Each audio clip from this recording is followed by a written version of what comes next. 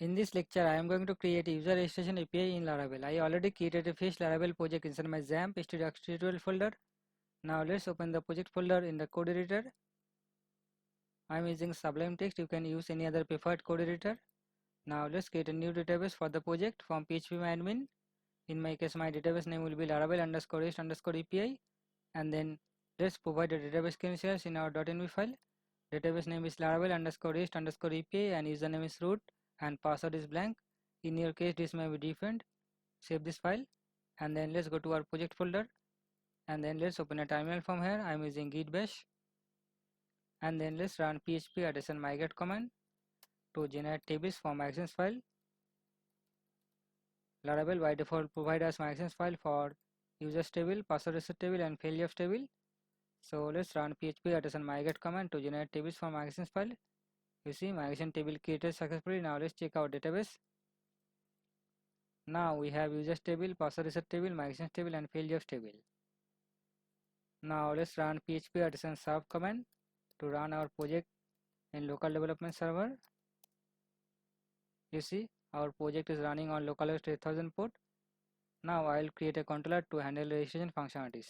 So let's open another terminal from our project root and then let's run php make controller. I am going to create the controller under app http controllers and then under API folder, and the controller name will be auth controller. So controller created successfully. Now let's check our app http controllers folder. You see we have a new controller under this API folder called auth controller. Now I will create a method inside this auth controller for registration functionalities. So let's create a method called register to handle registration functionalities. Let's get request object here. For now I will return a JSON response with message registration from this register method. Now I will create API endpoint for registration functionalities. In Laravel we write API endpoint inside our api.php file. First of all, let's import our auth controller inside our api.php file.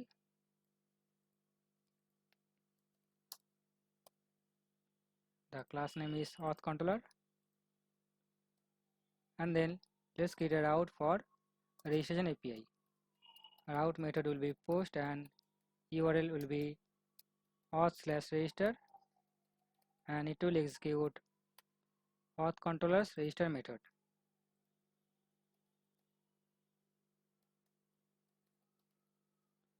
Now let's test this API from Postman. Postman is a REST API client. Let's provide the URL here. Let's copy our base URL.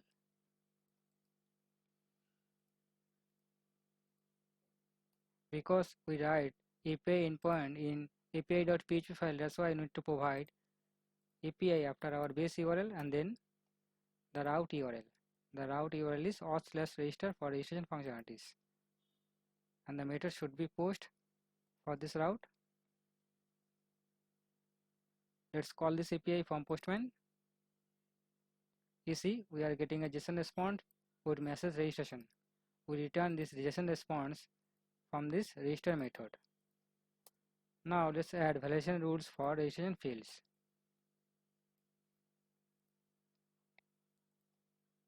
So name field should be required and it should be min of 2 characters and max of 100 characters, and email field should be required and it should be valid email address and it should be unique to users table, and password field should be required and should be min of 6 characters and max of 100 characters, and confirm password field should be required and it should be same as our password field. Now let's check validations is working or not. From Postman, to get validation error messages we need to provide accept key here, and the value for the accept key should be application/JSON. Let's call this API again. You see now we are getting validation error messages with status code 422. Laravel by default will provide us validation error messages with status code 422. Suppose we want to change this status code, then how we can achieve this?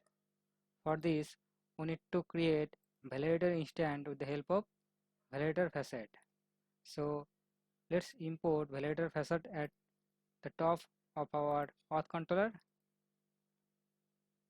and then let's create validator instant with the help of validator make method, and we need to provide the rules inside this array. For now, let's comment out these lines of code because we are no longer using this. Then I will check validator fails or not.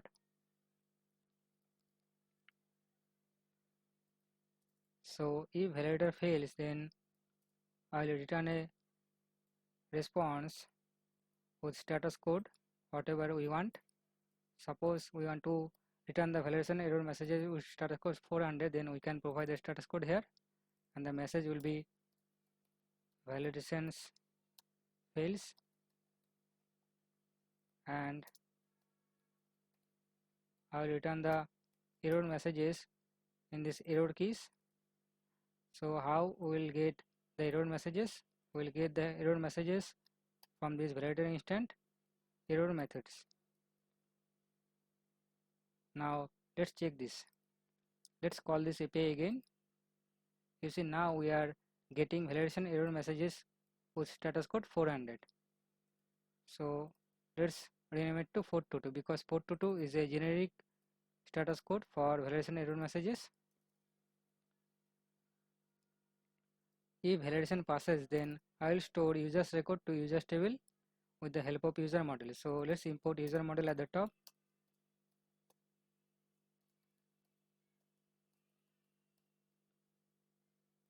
So let's create users record to users table with the help of user model.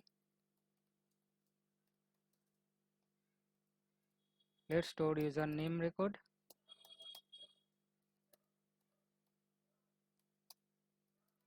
And then let's store email.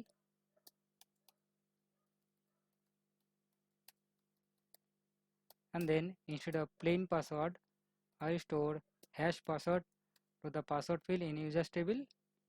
So in Laravel we can hash users password with the help of hash library.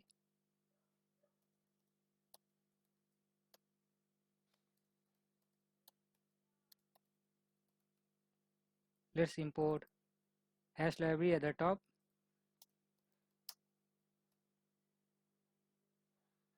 So I will store newly created users record to a variable called user, and after creating users record I will return a response with message registration successful,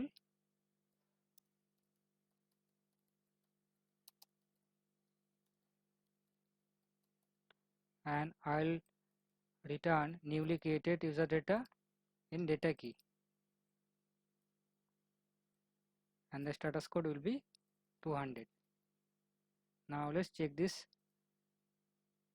from our Postman REST API client. So we need to provide name, email, password and confirm password through the body.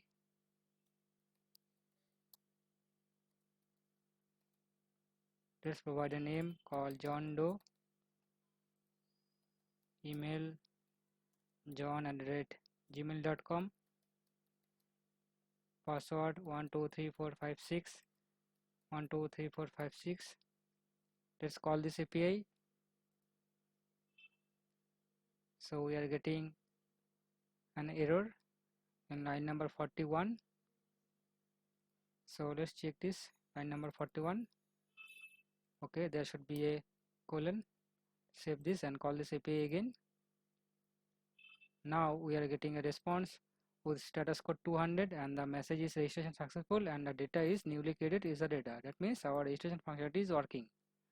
So in the next lecture I am going to create login API with the help of Laravel Centum package. So stay connected.